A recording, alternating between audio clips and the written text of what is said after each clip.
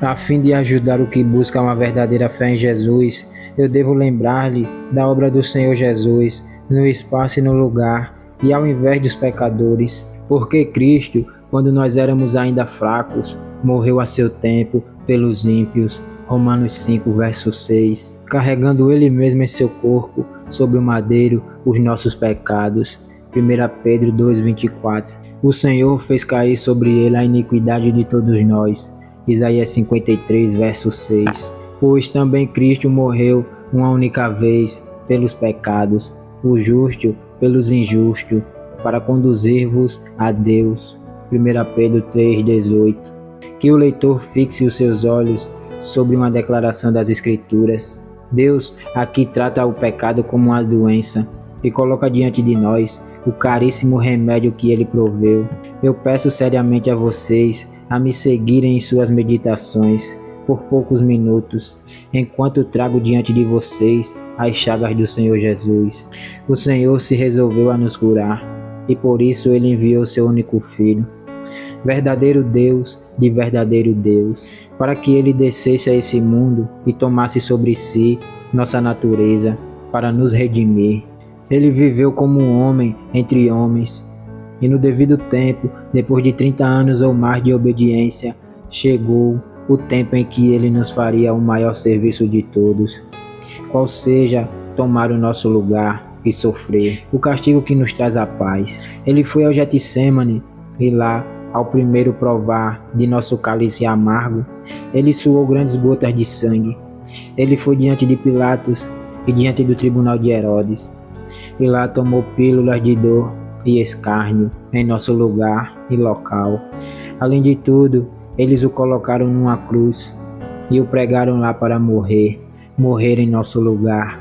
A palavra chagas é usada para deixar claro seus sofrimentos, tanto do corpo quanto da alma. Cristo por inteiro foi feito sacrifício por nós.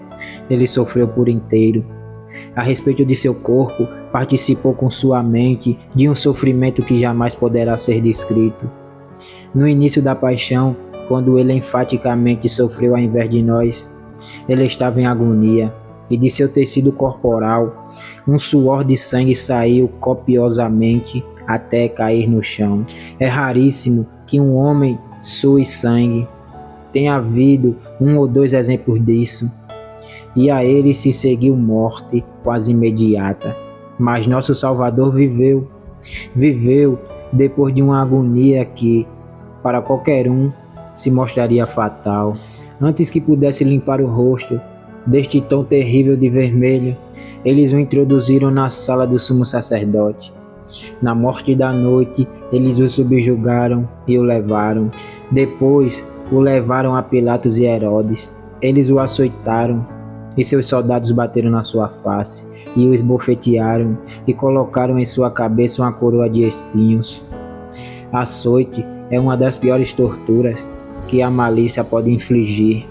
Antigamente, era a desgraça do exército britânico que um gato fosse usado nas costas do soldado. Era a imposição brutal da tortura, mas para o romano, crueldade era algo tão natural que ele tornou as suas punições comuns mais que brutais. O açoite romano era feito de tendões de bois, trançando em nós. E nos nós eram inseridas lascas de ossos e séries de ossos de ovelhas, de tal forma que cada vez que o açoite acertava as costas expostas, o couro fazia sulcos profundos.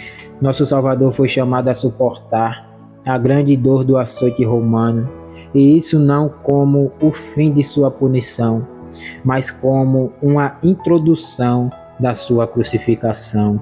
A isto, seus executores adicionaram bofetadas e o arrancar dos cabelos. Eles não esqueceram nenhuma forma de dor. Em todo o seu enfraquecimento, sangrado e amarrado, eles o fizeram carregar sua cruz, até que outro foi forçado, pelo tamanho da sua crueldade, para suportá-la, a fim de que sua vítima não morresse no caminho. Eles o desnudaram e o jogaram no chão, e o pregaram no madeiro. Eles furaram suas mãos e pés. Eles levantaram o madeiro, com ele em cima, então o martelaram no chão, de tal forma que todos os seus membros foram deslocados. De acordo com o lamento do Salmo 22, derramei-me como água, e todos os meus ossos se desconjuntaram. Ele ficou pregado diante do sol escaldante, até que a febre dissolveu suas forças.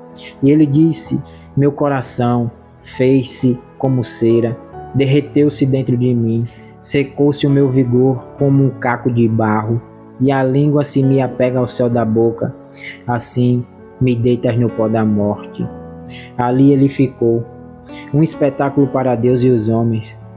O peso de seu corpo era primeiro sustentado por seus pés, até que os cravos rasgaram através dos nervos ali, e então o chumbo doloroso começou a pesar em suas mãos e rasgou as partes sensíveis de seu corpo. Como uma pequena ferida nas mãos, lhe trouxe sofrer. Quão terrível deve ter sido o tormento causado pelo ferro arrastando e rasgando as partes delicadas de suas mãos e pés. Agora todas as formas de dor corporal estavam em seu corpo torturado.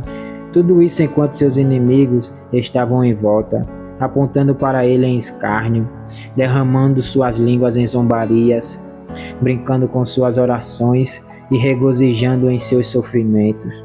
Ele exclamou: tenho sede, e então eles lhe deram vinagre misturado com fel. Depois de um tempo ele falou: está consumado.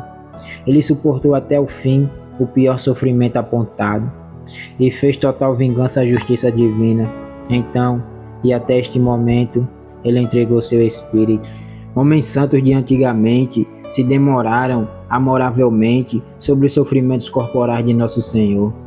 E eu não hesito em fazer o mesmo, crendo que pecadores vacilantes vejam salvação nessas dolorosas chagas do nosso Redentor. Descrever o sofrimento exterior de nosso Senhor não é fácil, eu reconheço que falhei, mas os sofrimentos de sua alma, que era sua alma sofrendo, quem pode conceber? Muito menos expressar o que foram. No começo lhe disse que ele suou gotas de sangue, e isso era seu coração rendendo seu córrego de vida à superfície pela terrível depressão de espírito que estava sobre ele. Ele disse: a minha alma está profundamente triste até a morte.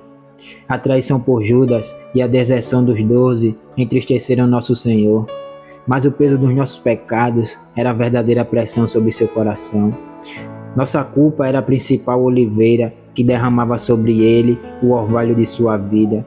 Nenhuma língua jamais poderá descrever a agonia da perspectiva da sua paixão.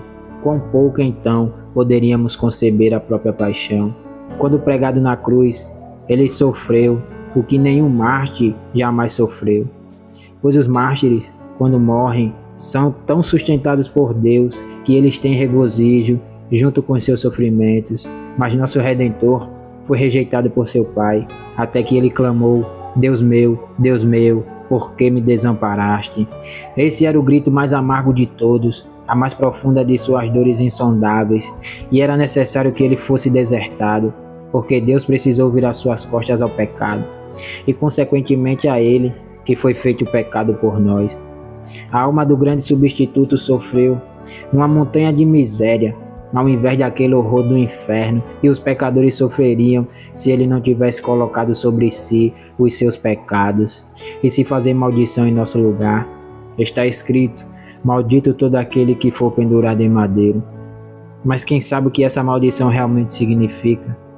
O remédio para os seus e os meus pecados é encontrado no sofrimento substituto do Senhor Jesus, e nele somente. Essas chagas do Senhor Jesus Cristo foram para o nosso bem. Você pergunta: há qualquer coisa que devemos fazer para remover a culpa do pecado? Eu respondo: não há nada que você possa fazer. Pelas chagas de Jesus somos sarados. Ele suportou todas aquelas chagas e não deixou nenhuma para que nós suportássemos. Mas não deveríamos nós crer nele? Ah, certamente. Se eu falasse sobre alguma pomada que cura, eu não nego que você precisa de uma atadura ou gaze para segurá-la na ferida.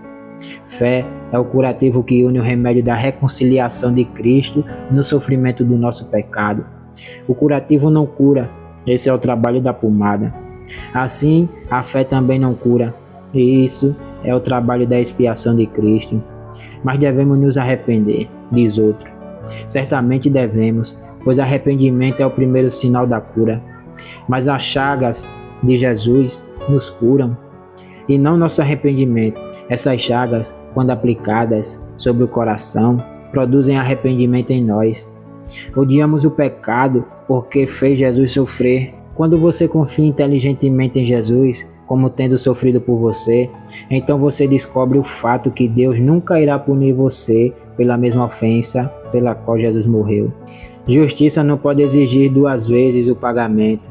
Se meu fiador sangrando carregou minha culpa, então eu não posso tê-la. Aceitando que Cristo Jesus sofreu por mim, eu aceitei uma completa liberação da responsabilidade judicial. Eu fui condenado em Cristo e assim, por causa disso, agora já não há mais condenação para mim. Esse é o fundamento da segurança do pecador que crê em Jesus. Ele vive porque Jesus morreu em seu lugar e ele é aceito diante de Deus porque Jesus é aceito. A pessoa pela qual Jesus é um substituto aceito deve sair livre. Ninguém pode tocá-lo, ele está limpo. Ó meu ouvinte, terá você a Jesus Cristo como substituto? Se sim, tu estás livre. Aquele que nele crê não é condenado, pois pelas suas chagas fomos sarados. Amém, queridos. Amém, queridos.